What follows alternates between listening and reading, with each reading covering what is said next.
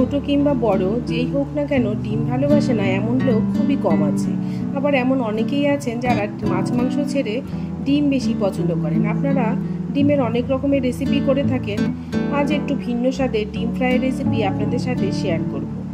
হয়তো আপনাদের ভীষণ ভালো লাগবে। পলিশ রান্নাঘরে সবাইকে অভিনন্দন। আমি এখানে 3টে বড় সাইজের পেঁয়াজ খুব মিহি করে কুচিয়ে নিয়েছি। দেখুন এইরকম যতটা সম্ভব মিহি করে কুচিয়ে নিতে হবে পেঁয়াজটাকে। পেঁয়াজটা যত সরু করে কোচানো যাবে তত রেসিপিটা ভালো হবে। 4টে কাঁচা লঙ্কা চিড়ে নিয়েছি। এখানে 4টে ডিম সেদ্ধ করে নিয়েছি। ডিমটাকে সেদ্ধ করে 10 মিনিট ঠান্ডা জলে ডুবিয়ে রেখেছিলাম। নিয়েছি 1 কাপ জল। একটা ছুরির সাহায্যে ডিমগুলোকে আমি কেটে নেব। ছুরিটাকে এরকম জলে একটু ডুবিয়ে নিয়ে তারপরে যদি ডিমটাকে কাটা যায় তাহলে ডিমটা খুব সুন্দরভাবে কাটা যায়। কুসুমটা মাঝখান থেকে বেরিয়ে আসার সম্ভাবনা খুবই কম থাকে। দেখুন একটা ডিম আমি কেটে দেখাচ্ছি আপনাদের, কত সুন্দরভাবে ইজিলি কেটে ফেলা গেল। কুসুমটাও একদম ঠিকঠাক রয়েছে। এভাবে বাকি ডিমগুলো আমি কেটে নিলাম। ডিমগুলো সেদ্ধ করার পরে 10 মিনিট আমি ঠান্ডা জলে ভিজিয়ে রেখেছিলাম। তারপরে ডিমগুলোকে কোনো শক্ত জায়গায় ডিমগুলোকে প্রেস করে ফাটিয়ে নিয়ে জলে 10 মিনিট ডুবিয়ে রাখলে ডিমগুলো দেখবেন অনায়াসে খোসা ছাড়িয়ে নেওয়া যাবে। প্যানে আমি 50 গ্রাম মতো তেল দিয়ে নিয়েছি। তেলটা গরম হয়ে গেছে। এখন আমি এখানে ডিমগুলোকে ভেজে নেব। দেখুন ডিমটাকে ছাড়ার সময় এভাবে করে ছাড়তে হবে যেন কুসুমটা নিচের দিকে থাকে। ডিমটাকে দেখুন এভাবে উল্টো করে ছাড়তে হবে, তাহলে ডিমের কুসুমগুলো বেরিয়ে আসার ভয় থাকবে না। থেকে হালকা একটু লবণ ছড়িয়ে দিলাম। হাই ফ্লেমে ডিমটাকে ফ্রাই করতে হবে। লো ফ্লেমে করলে ডিমের কুসুমটা ছেড়ে আসবে। হাই ফ্লেমে 1 মিনিট ভেজে নেওয়ার পরে এখন আমি এটাকে উল্টে দিলাম। দেখুন কুসুমগুলো একদম ঠিকঠাক ভেতরেই রয়েছে। যাকে এই রেসিপিটি করে খাইয়েছি সবাই ভীষণ পছন্দ করেছে, তাই আজ আপনাদের সাথে ওই রেসিপিটি শেয়ার করছি। আশা করছি আপনাদেরও ভীষণ ভালোই লাগবে। ডিমের গ্রেভি বা ডিমের কারি অনেক রকম তো খেয়েছেন, একবার এভাবে ডিম ফ্রাই করে দেখবেন। গরম ভাতের সাথে অসাধারণ লাগে খেতে। এভাবে আরও 1 মিনিট ভেজে নিলাম। একটা ডিম আমি উল্টে দেখে নিলাম। দেখুন এরকম ভাজা হয়েছে। এখন আমি সবগুলোকে নামিয়ে নিচ্ছি। এর থেকে বেশি ভাজা করলে ডিমের সাদা অংশটা ছিপড়ে লাগবে, খেতে ভালো লাগবে না। সবগুলো ডিমকে আমি এখন তুলে নিচ্ছি। ওই তেলেই আমি পেঁয়াজ কুচনোটা দিয়ে দিচ্ছি। পুরো পেঁয়াজটাই আমি একসাথে দিয়ে দিলাম।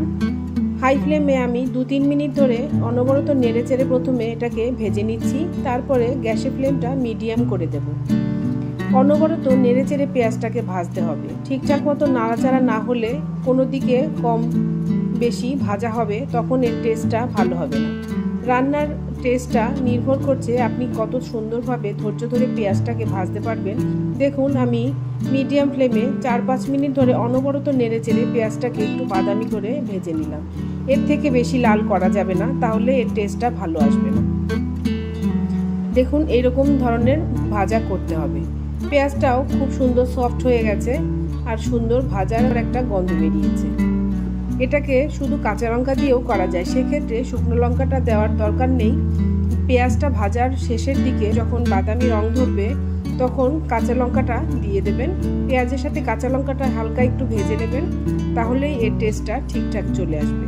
কাঁচা লঙ্কা দিয়েও এই রেসিপির টেস্ট অসাধারণ হয়। এখন আমি এতে দিচ্ছি 1/2 টিস্পুন লবণ, 1/2 টিস্পুন হলুদ গুঁড়ো দিলাম আর 1/2 টিস্পুন লঙ্কা গুঁড়ো দিলাম। চায়ের কাপের 1/3 কাপ মতো জল আমি দিয়ে দিলাম। এতে মশলাটা পুড়ে যাওয়ার ভয় থাকবে না আর মশলাটার সাথে পেঁয়াজটাও খুব সুন্দর সফট হয়ে যাবে। খুব ভালোভাবে নেড়েচেড়ে মিশিয়ে নিচ্ছি। গ্যাসের ফ্লেমটা এখন আমি মিডিয়াম টু লোতে করে দিয়ে একটু ঢেকে দেব।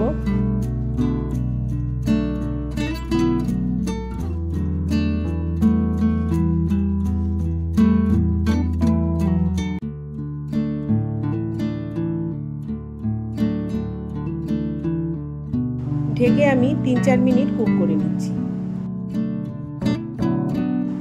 এখন আমি ঢাকনাটা খুলে নিলাম। দেখুন আমার জলটাও শুকিয়ে গেছে, মশলা থেকে তেল ছেড়ে ছেড়ে এসেছে, পেঁয়াজটাও খুব সুন্দর সফট হয়ে গেছে।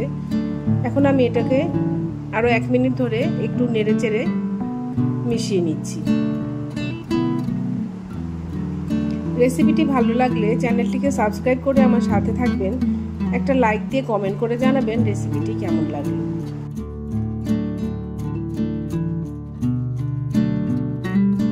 পেঁয়াজটাকে একটু সমানভাবে প্যানের উপরে ছড়িয়ে নিলাম। এখন এর উপরে আমি ডিমগুলোকে বসিয়ে দিচ্ছি। ডিমগুলোকে এরকম উল্টো পিঠ করে করে বসিয়ে দেব। এরকম ডিমের ফ্রাই থাকলে গরম ভাতের সাথে আর কিছুই লাগবে না। এবার কাঁচা লঙ্কাগুলোও দিয়ে দিচ্ছি। রান্না শেষের দিকে আমি কাঁচা লঙ্কাটা অ্যাড করলাম। এখন আমি ঢাকনা দিয়ে ঢেকে লো ফ্লেমে 2-3 মিনিট কুক করে নেব। এতে ডিমের ভেতরে মশলার টেস্টটা খুব সুন্দরভাবে ঢুকে যাবে, কাঁচা লঙ্কার খুব সুন্দর একটা ফ্লেভার পাওয়া যাবে। দেখুন এভাবে একটু উল্টে পাল্টে আমি মিশিয়ে নিচ্ছি পেঁয়াজের সাথে ডিমটাকে। এরকম তেল ছেড়ে ছেড়ে এসেছে। আমার রেসিপিটা একদম রেডি। আমি এখন এটাকে নামিয়ে নেব। অনেকেরই ডিম সেদ্ধ করার সময় ডিমটা ফেটে যায়। সেক্ষেত্রে বলে রাখছি, ফ্রিজ থেকে বের করে ডিমটাকে সরাসরি সেদ্ধ করতে দেবেন না, একটু নর্মাল টেম্পারেচারে করে তারপরে সেদ্ধ করতে দেবেন, তাহলে এরকম ফেটে যাওয়ার ভয় থাকে না। আর সেদ্ধ করার সময় সামান্য একটু লবণ দিয়ে দেবেন, এতে ডিমটা খুব ভালো সেদ্ধ হবে। দেখবেন ডিমের খোসা ছাড়ানোর সময় খুব সহজেই ডিমের খোসাটা ছাড়ানো যাচ্ছে, ডিমটাও ঠিকঠাক থাকছে, ডিমটা ভেঙে যাওয়ার ভয় থাকছে না।